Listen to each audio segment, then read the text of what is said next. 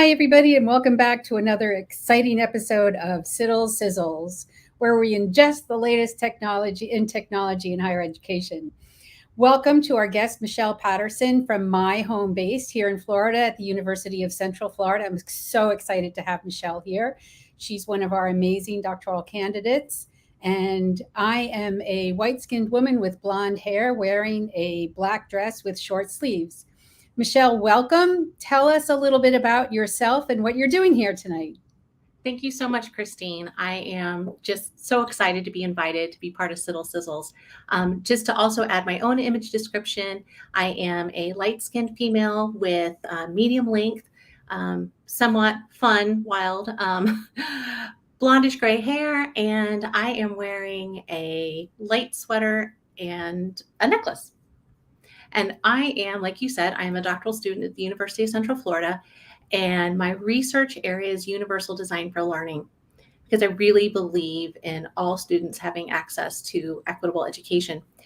I got my start with assistive technology back in the 90s when AT was much harder to come by, when I was a new teacher. And I was very, very fortunate. We had an interdisciplinary assistive technology team in our district, and they came to my classroom, helped me engineer it, set it up, get it totally ready for my students. And I was very fortunate that later in my career, I actually got to join that team and work with them. So I'm passionate about AT. Yeah, well, you're in the right crowd then. Thank you for joining us. I'm so excited to hear what you're going to have presenting today.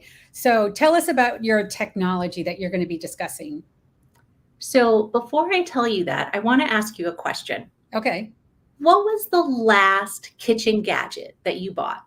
Oh my gosh. I know that I'm not allowed to buy any more water bottles. It is decreed in our house that no one is allowed to bring any more water bottles into our house.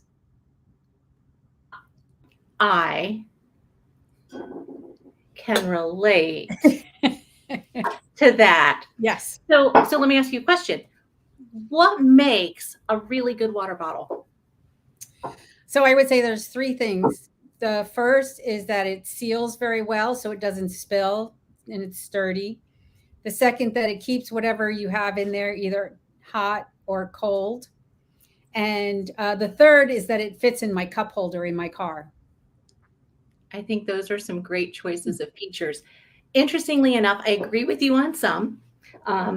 This one I love. It's got a great design. It came from Washington State, and so a friend got it for me. I don't use it because the first time I put water in here, the lid popped off and everything spilled. Mm-hmm. So I keep it as a souvenir. That's another point. It has to be easy to drink from. So for me, I like this one because it has a handle that I can clip to something. I lose things, so I need a clip. I like that it has an easy way to drink. But like you wanted something that kept things hot and cold. I like everything lukewarm. So like that's not important to me. That's not a feature that I need. So I asked you that for a reason, because a lot of us have either lots of extra water bottles in our kitchen or some sort of what I call the gadget graveyard. And you're going to see this in the video, but right behind me, I happen to have a gadget graveyard. And we have gadget graveyards because sometimes we get things as gifts and they're not things that we would use. Sometimes we get excited because we see a commercial for something and it looks really great. And then we get it home, we realize this isn't what I needed. Mm-hmm. This is the exact same thing that happens in classrooms. Okay. I have a wonderful colleague, Tiffany Zog, who uses the term shelfware. It's the stuff that you buy that goes on a shelf and nobody uses it. And that's a real issue when it comes to assistive technology selection and implementation for our students in our classrooms. Yeah, we have that issue here in our office. We have things that have aged out or nobody's using, and it's a constant battle to know what do we have and how, and to make sure that it's being used and being used well and properly, because otherwise, we're wasting our money and our resources. You're right, putting things on the shelves and not using them. Absolutely. So, go ahead. I was going to say, well, we're talking about assistive technology. Can you define what assistive technology is for us? I'm so glad you asked. So officially, and so when you're thinking about you're preparing teachers, or maybe you're working with teachers now, and you hear the term assistive technology and you hear the term technology and you think, oh, it must be a computer or it must be expensive.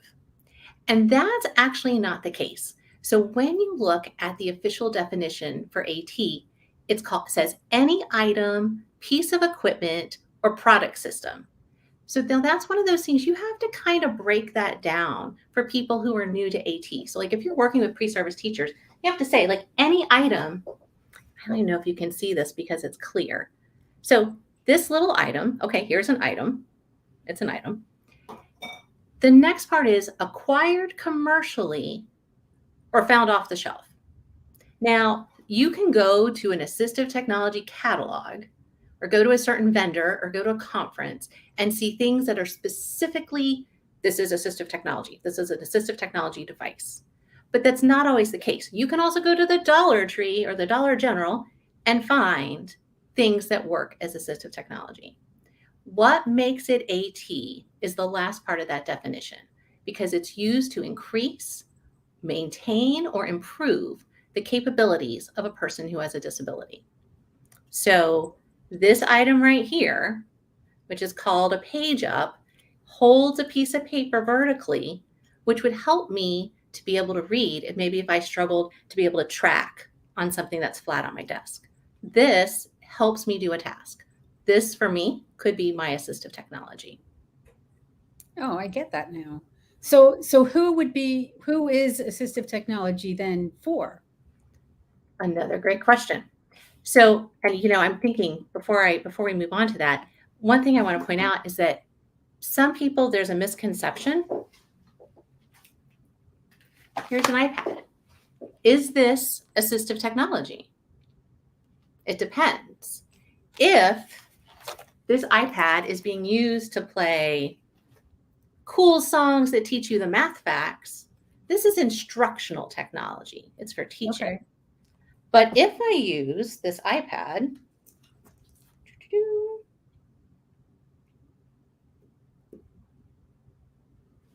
to use, I hope you guys can see that, to use a communication system, it's not teaching me something, it's allowing me to do a task that other students are doing in the classroom. It's allowing me to communicate with my peers, with my teacher. It's allowing me to show what I know. So in this case, for a student, using the iPad for this feature, for this purpose, would be assistive technology. So there's a lot of overlap now where you might have one tool that's serving multiple functions.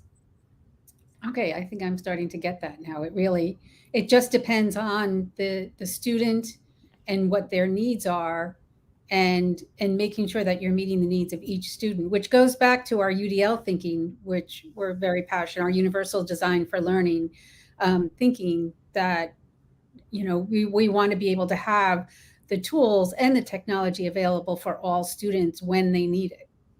Absolutely. Absolutely. And a lot of things that are in classrooms can be available for all students. There's still assistive technology for the two students who have to have it. They're beneficial for the other students who are there.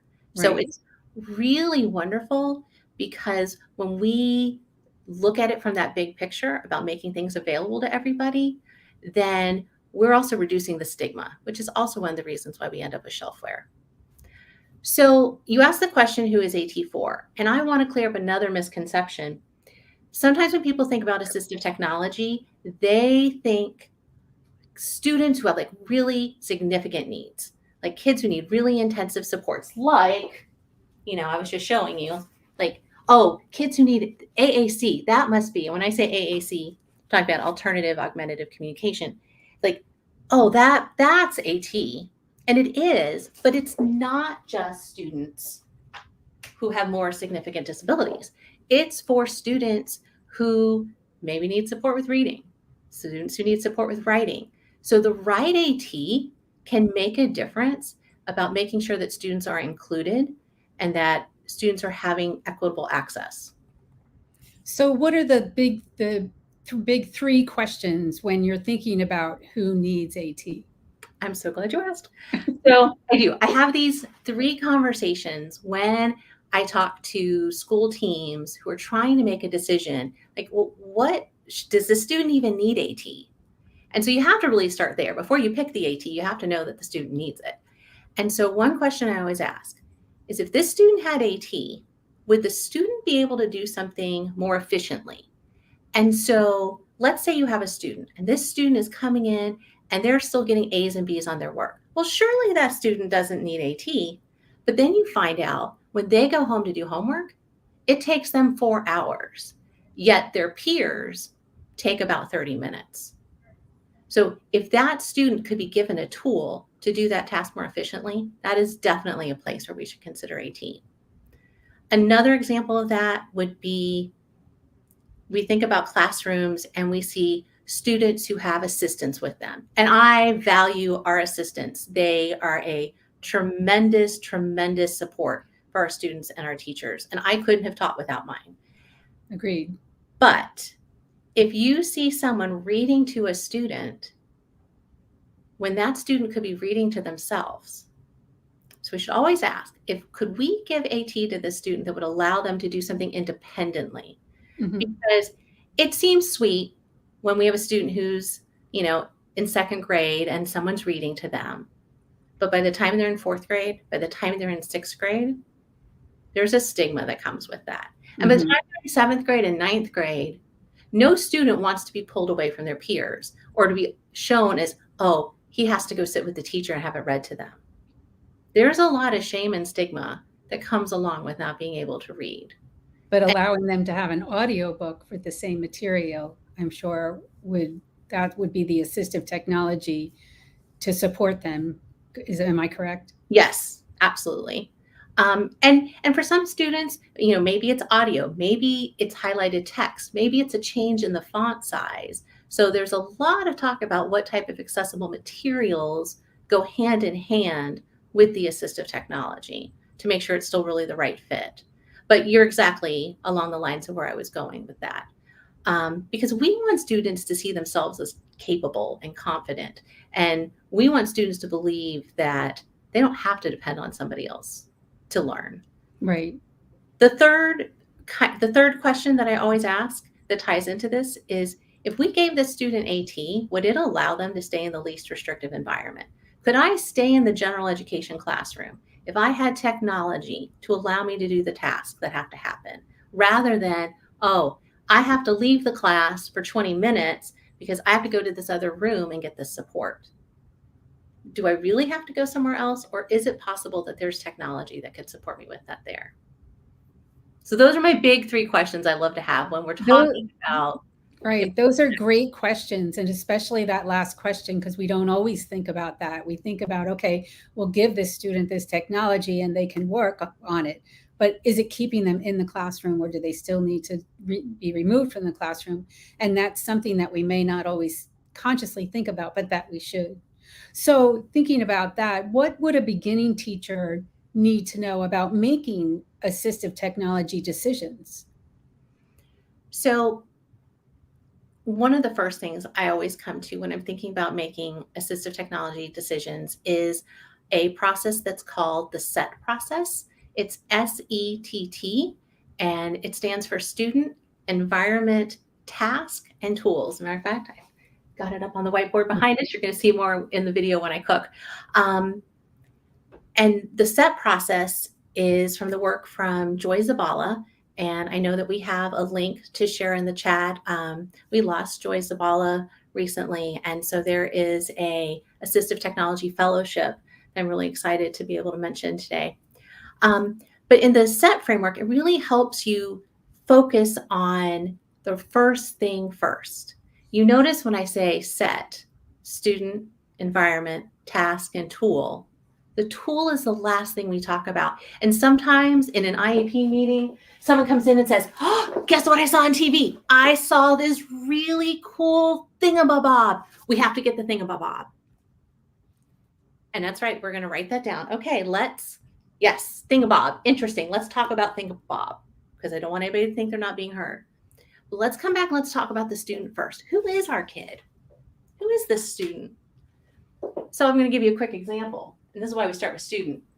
So I got this sweater, and you're going to notice it's still got a tag on it because it's a sweater, and I live in Florida. It's super cute. Super cute. It's from Old Navy. I love the color. But it's Florida, and I'm never going to wear it. So thinking about who I am and thinking about my environment are the first two things we think about with assistive technology. So who is this kid? What is it that they have going on for strengths? What areas need support? And then looking at their environment. What's already around? Maybe there's already some technology in that environment they can use. Let's not add one more thing when we don't have to. So let's check out the environment first. Then we are going to talk about the task. It's really important that we talk about what is the thing that they have to do, because this could be a really cool tool, but I don't have a task that actually fits with this. So we need to make sure there's a match. But I think when you ask me, like, what's the really important thing that I want beginning teachers to think about is that if I had been included in the decision about this sweater, we probably could have picked something that would have worked for me. And I think that we get around a table with a bunch of adults and we all think we know what's best, but we have got to listen to the person who's actually going to use it. And we have to hear what they have to say. And even their voice. When they're very, very young, because Even when they're very they know what they need. Yeah. Absolutely. And sometimes, I'll be honest, sometimes you're going to give something to a student and like, I don't want that. Okay, well, let's try it first. It was hard the first time. Yes, some things do take some practice. So don't quit too soon.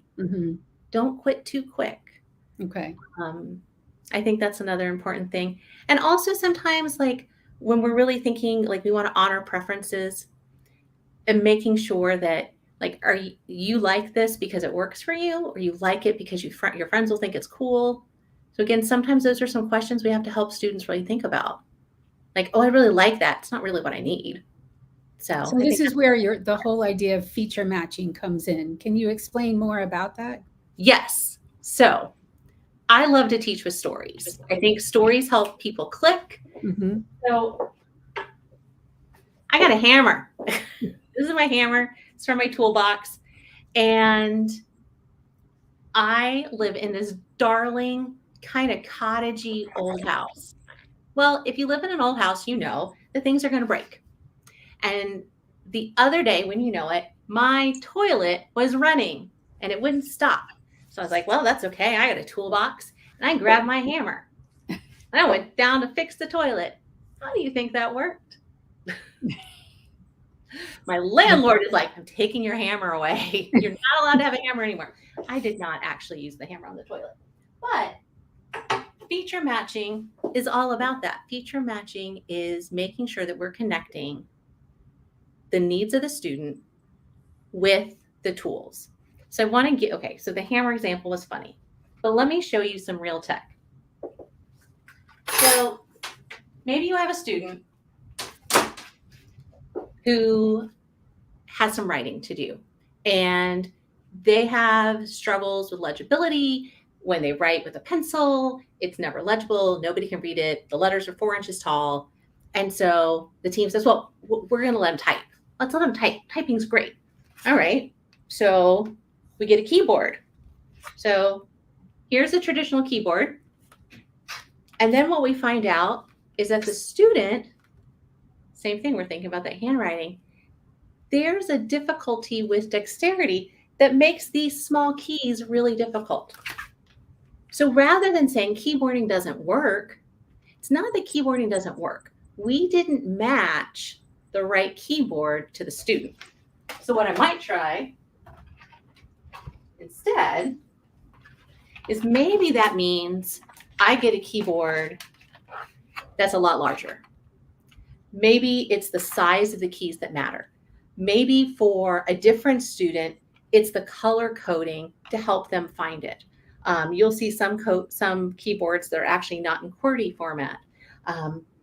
Maybe it's the fact that you can move this keyboard the way you can't with the one that's attached to the laptop. And maybe another student, this isn't the fit for them either. Yeah, I've actually seen some really cool AI virtual keyboards that might be really useful for some students that I've never even thought about it. But you're right. If we just give them a plain old keyboard, maybe that's not working for them. We can think about some other alternatives that are available, and they're not very expensive. Exactly. And a lot of things like on the laptop, I have an on-screen keyboard. Maybe that is more functional for me than a separate device. So that's one example around writing. So I want to show you another tool really quick. So, I was showing you the iPad, and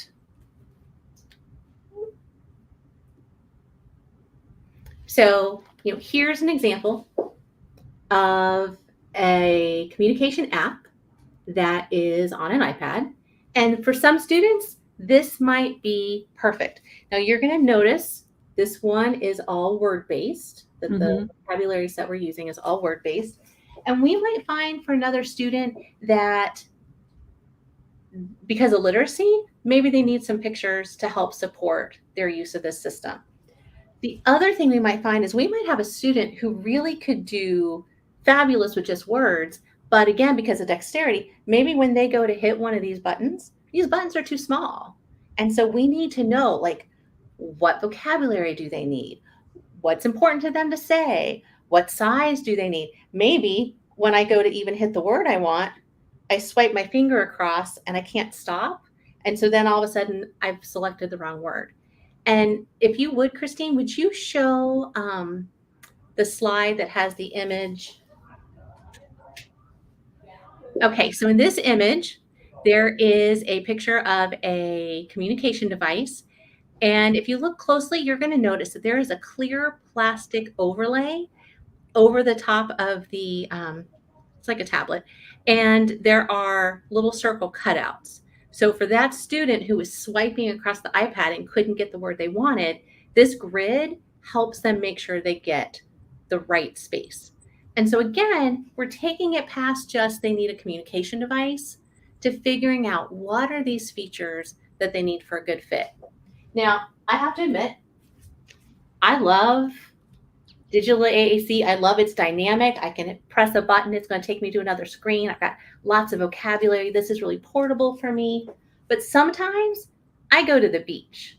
And I have a family that they go to the beach a lot. And taking an iPad to the beach is just never a good idea. And so for them, it was taking all these symbols and they put them on a boogie board. Oh, that's a great idea. Because then they have what they needed, but we're going back to thinking about who is this student and what's the environment that they're in. And how can we make it fun too? It doesn't all have to be road on road. It could be something that, like, creating the same thing on a boogie board and hanging out at the beach sounds like a great day to me. And it's funny because he happens to have a blanket and a pillowcase that also have a lot of the symbols on it. Because same thing at night, you don't want that light from an iPad in your bed. Right. But he's got something. If they go in and have to talk, then they've got something they can use. Here's another simple version. So again, we're just thinking about what is it, if one thing doesn't work, let's figure out maybe what we missed. And I'm just going to show one other really quick. So this is what's called a pod book. And one of the things that makes this different is that this page is the alphabet. The alphabet wasn't on that other paper one I just showed. And so again, we have to always be thinking about what does our student need to be able to say? Are there words that aren't in their talker that we need to make available? And just to point this out, so you're going to notice, when you go to you go get a bag of chips, and then when you're done with your chips, you put the clip on, you put it back in the pantry. Guess what? This chip clip that costs me $1 at the Dollar General is a T for my student who doesn't have the best dexterity to grab these little tabs. I can go ahead and put some clips on here, and now they have a way. Oh, that's great. So remember, AT doesn't have to be high tech to be AT. Fascinating. So tell us now, since this is a Cizzles event, how do these things connect to the meal that you'll be preparing today? So I know, like, and I watched the last Sizzle where they did the fajitas and they talked about the teacher prep and the lesson planning and everything was standards based. And it made my heart so happy. Mine too. Most people, it's all about the recipe. And in this case, for me, it really isn't about the recipe. It's about the tool and how I pick the right tool for me to cook. Now, in my kitchen, I have a typical conventional oven. It's huge, but I'm in Florida. So it gets really hot in this kitchen when I run the oven. I'm one person. I'm not making a turkey for Thanksgiving. I don't need a big oven. And honestly, it uses a little more electricity than what I'm going to use. So the tool that you'll see me use in the video is a Ninja Foodie. It kind of looks like a giant toaster oven, but you can bake and you can roast and you can toast and you can make bagels. You can dehydrate. I don't ever dehydrate anything, but it's there. So for me, it was finding the tool that had the features that matched with my personal needs. And what are you going to be cooking? So you are going to see me preparing a sheet pan dinner, which the wonderful thing about sheet pan dinners is if you don't like the ingredients I picked, you have all the flexibility in the world to pick. I use chickpeas, but if you're a chicken person, go for it. So you can take that idea and run with it. All right, well, let's get running and show your example of sheet pan dinner with a featured matching. It is pale blue and white. It's a cottage style. It's from the 1940s. It has a wood floor and it's rather small. It has 2 prep spaces. So we're going to be using the one countertop to get our food ready, and we're going to be using the countertop on the other side of the kitchen to do the cooking. Our kitchen does not have a fan. That's going to be relevant later. And I am just home from work. I am in a 3/4 length black dress with white flowers. I look very fall, I think, today as we start the fall season.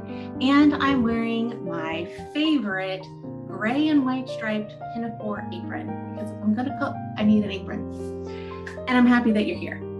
And if we're going to give our best to our students this year, whether our students are pre-service teachers or whether our students are K-12 students, we have to take care of ourselves first. And we need meals that are healthy and quick. And so we're going to be making a sheet pan dinner tonight. So I have some of our food prepped already to make it easy. First thing, we're going to wash hands because hygiene matters. Sing the happy birthday song. I'm almost done. All right, drying off hands. Here we go. So, sheet pan dinner. I have this super handy dandy cheat sheet. Now, this is going to be important because when we start later to talk about technology, we need to make things easy for people. And sometimes little one-page steps of directions can make the difference between someone being successful and someone giving up. So, first tech tool tonight is just simple directions. So this is our how to build a sheet pan meal. And so we're going to be picking a protein, we're going to be picking a vegetable, we're going to be seasoning and marinating, we're going to mix it up, and then we're going to roast. Because when it's fall, I love roasted food. I love roasted veggies. And the second really simple little tech gadget here is no tech. It's my little page up.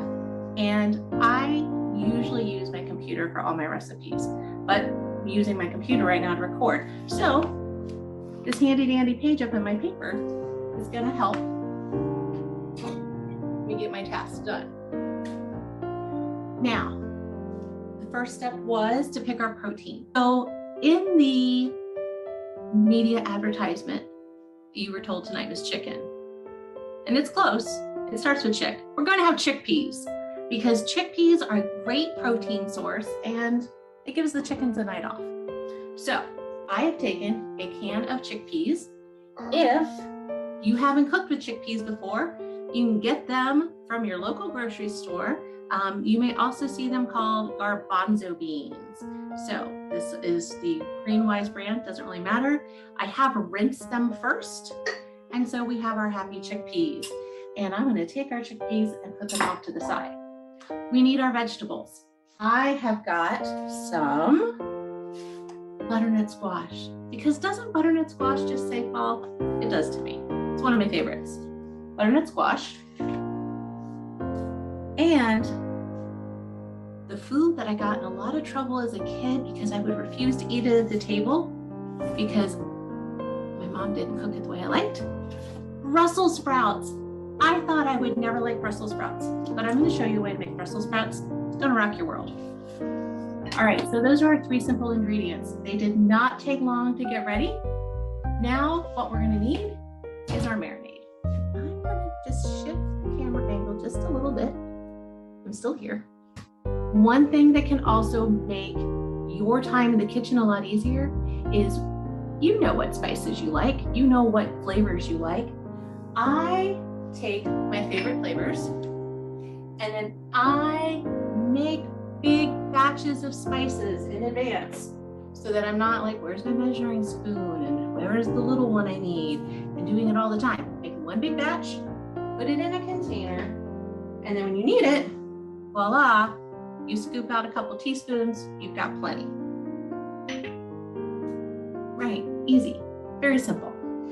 Tonight's seasoning mix is a mix of cumin, garlic, coriander, and oregano.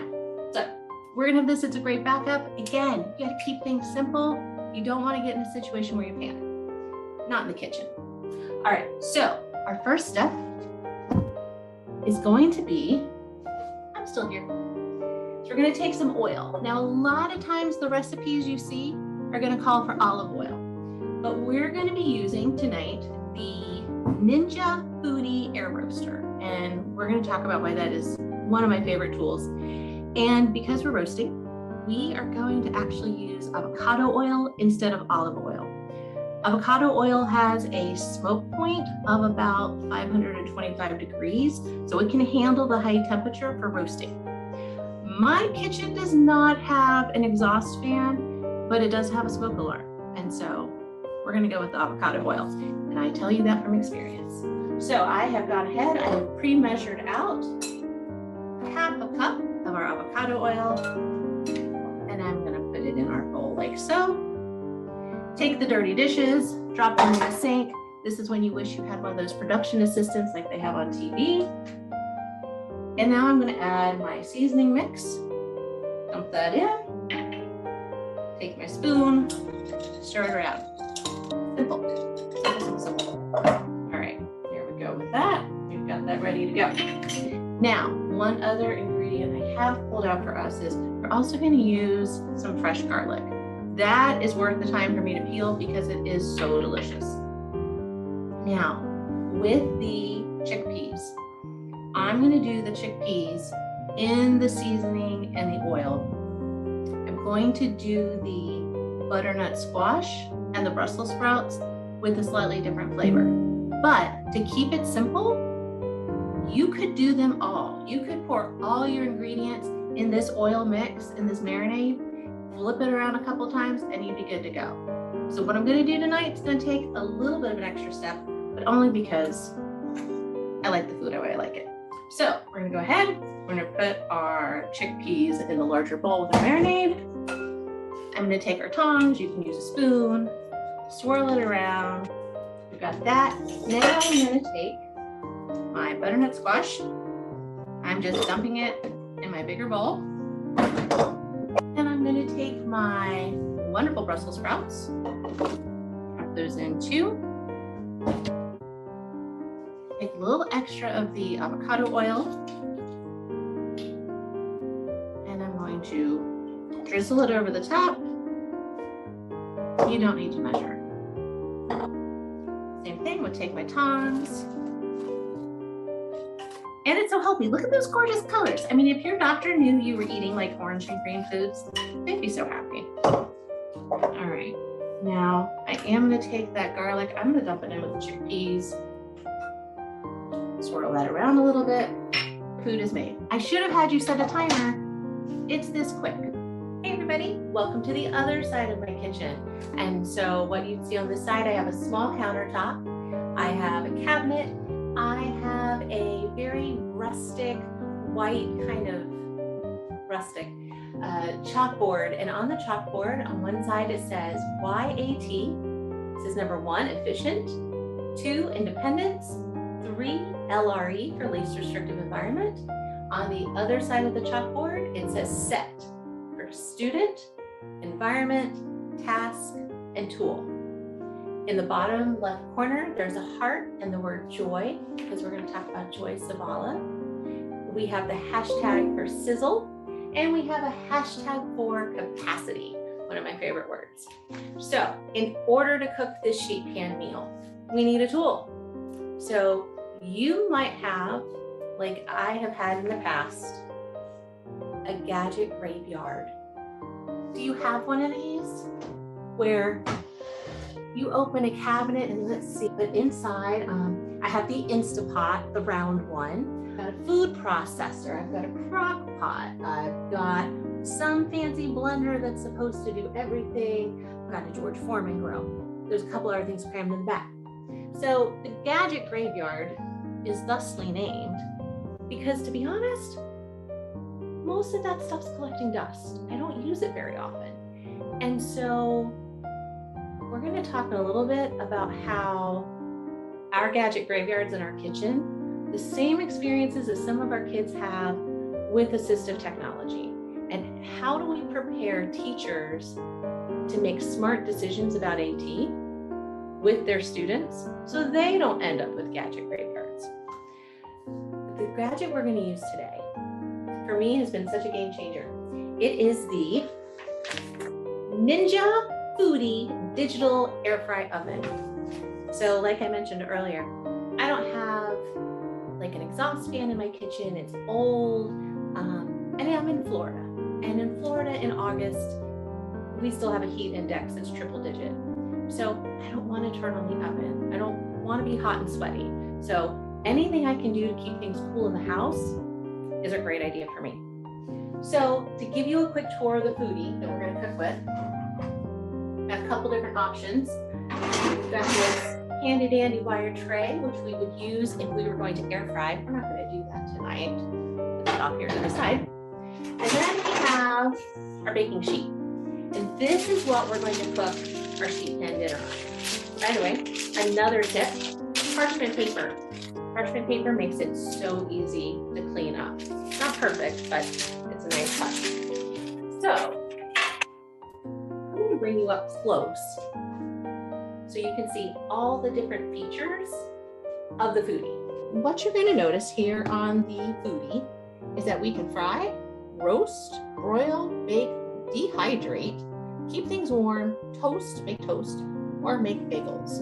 It has lots of options, has lots of features, and that's going to come in handy too when we talk about what features do you need and what features do your students need to do the tasks that they need to do. So for me, as the student, I am a tired teacher.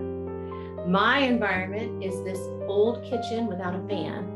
The task I need to do is make a quick, fast meal, and the tool, in this case for me, is going to be the foodie. So now let's go ahead and prep. We have our chickpeas. We're going to just pour them on the pan. Voila. Now, you could be fancy. Some people like to make their foods in rows and make it all neat. Not me, I'm just dumping it on here. And then I'm also going to add my seasoned butternut squash and Brussels sprouts. Same thing. Voila. So just going to take the tongs. I'm going to move it around. One thing when you roast is you do want to make sure you have a single layer. You don't want food stacked on top of food because it's not going to cook as evenly throughout as you would like it to. Voila, that's simple. Now, one thing that I could have added, because I know some of you are either going chickpeas, I thought this lady was going to make chicken. If you want something different, and you could do chicken on this, you could do steak, you could do pork, really cook anything you want on a sheet pan. And the other thing I want to put, again, just because I love all the color on the tray, is I'm just going to add these onions because, one, they're pretty, but also roasted onions are fabulous. And you could do other things. You could put lemons on here if you wanted. You could add all sorts of neat things to just give it a little extra pop. Now, we're going to heat it up. Press the power button. Because I am roasting, I'm going for a higher temp. So I'm going to go for 400 degrees and it's set for 20 minutes.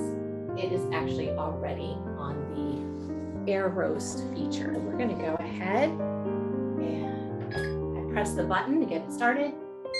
Okay, it's ready. So open up the door, slide it inside, and there you go. You don't have a super hot kitchen, this is going to cook. Because we were smart and used the avocado oil, the smoke alarm is not going to go off. Hey everybody, so 20 minutes has almost passed. We've got less than a minute left on our timer. And just to give a little bit of the extra image description, the foodie is about the size, it's rectangular, and it's about the size of a traditional toaster oven, maybe a little bit larger. One of the nice features also is that when it's done and when it's cooled off, we're actually going to be able to flip it up so it takes less space in the kitchen. So when you're thinking about what are the features for the right kitchen tools for you, that type of space saving might be something you find important. All right, so I'm going to carefully pull this from the oven. Nice and steamy. All right, so you can see we've got some gorgeous color. I'm going to tilt down a little bit so you can see our Brussels sprouts are getting like a nice browning. Not too much on the squash, but that's perfect. I really like it that way. I'm going to go ahead and set it down on a trivet. Close our oven while that cools off. And we're going to go ahead and get it dished up. And voila! You could, if you'd like, serve this with a salad. You might decide you want to go ahead and have some rice or some grains with it. But remember that you can put anything on a sheet pan and throw it in the oven that works for you. So I'd love to hear how you like it. That was amazing. So because Michelle is here with us in Florida, I actually was able to taste her dish, and I can absolutely portray that it was delicious. It was so good that there is nothing left to share or show you, I'm afraid. But it was really, really good. Thank you so much for that presentation. I loved how you not only described what you were doing, but also described how the different types of technologies that you were using that there was a decision-making process behind it, and that you had to take those things into consideration when preparing the meal. Well, and I know some people are probably wondering, are there other resources? Like, okay, like I get the idea, but how do I do this? So one tool that is available is the Student Inventory for Technology Solutions. It's called SIFT. It's from Ocali, O-C-A-L-I. They're a fabulous organization when it comes to supporting students. And we put a link to that resource in the chat too. And we also have a question of how you determine what type of AT a student needs. Where do you start? That's a great question. So again, start thinking about the task. Is it a writing task? And if it's a writing task, then you're going to be thinking about things like, what about dexterity? Are there any issues? Do they have the use of both of their hands? So that's one of the reasons why I want to suggest the SIFT, because I really think that if you're new to finding out like what type of tools and what type of features are there, like that's a great guide. There's another, like one of the people that I love to follow, Kelly Fonner, F-O-N-N-E-R. And I believe we have a link to, she has a video playlist of YouTube videos where she walks through feature matching across different domains, whether it's writing or communication or reading. And so that would be another great source. And I love talking about the graveyard kitchen because I know in my house, excuse me, there are places that are graveyards that they really cause me a lot of stress. And I'm sure that teachers who have classrooms that have a lot of graveyards have that stress. Absolutely. It's hard to feel like, you're responsible for making this decision and thinking, what if, we've spent all this money? And especially when we think about, some devices that are really on the higher end, it's so important to do trials. And I Right. cannot emphasize that enough that if you are looking at a higher end device, there is probably a vendor that you can contact and borrow a device. Every state has some sort of loan library, so I really recommend reaching out and finding out like, hey, what's something that we can borrow so we can try things first, whether it's from a vendor or whether it's from your state organization, and do trials and take data and get student input. Make sure that it works for the student. Well, thank you so much for your presentation tonight. I thought it was amazing, and we can all learn a lot from the discussion, not only for our students, but for our personal lives too, I think. So thank you so much. Um, Speaking. if you're interested in finding out more about Cizzles, please head to our website, ciddl.org.